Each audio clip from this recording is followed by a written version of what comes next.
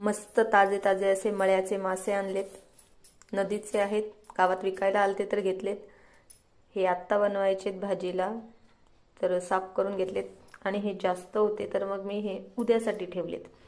Size छोटी मोठी आहे पण ताजे आहेत ना, तर मग आम्ही लगेच घेतले. तर आत्ता बनवायचे. 1 किलो आहेत फक्त 100 रुपये. आणि हे मासे तर सहसा करून भेटत नाही आत्ता, त्याच्यामुळे घेतलेत. मला तर खूपच आवडतात. तेल तापत ठेवले, त्यामध्ये कढीपत्ता टाकते, नंतर ठेचलेला लसूण छान परतून घेते. आता टोमॅटो टाकते,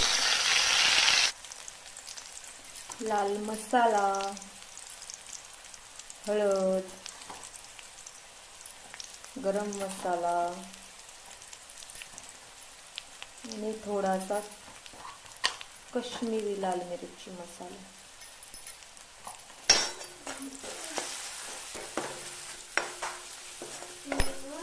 थोडंसं वाटण टाकते. सुके बनवायचे, टाकलं तरी चालतंय वाटण, नाही टाकलं तरी चालतंय.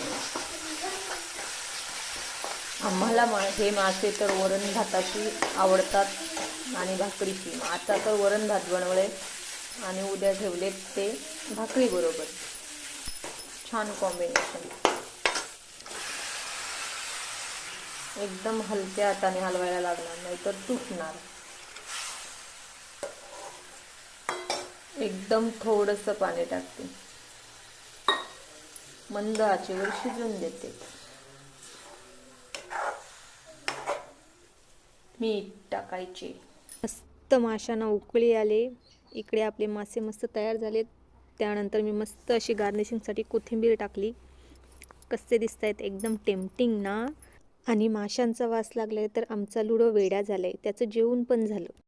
या मंडळी जेवायला मस्त गरमागरम जेवण आहे, डाळ भात आणि सोबत मासे मल्याचे.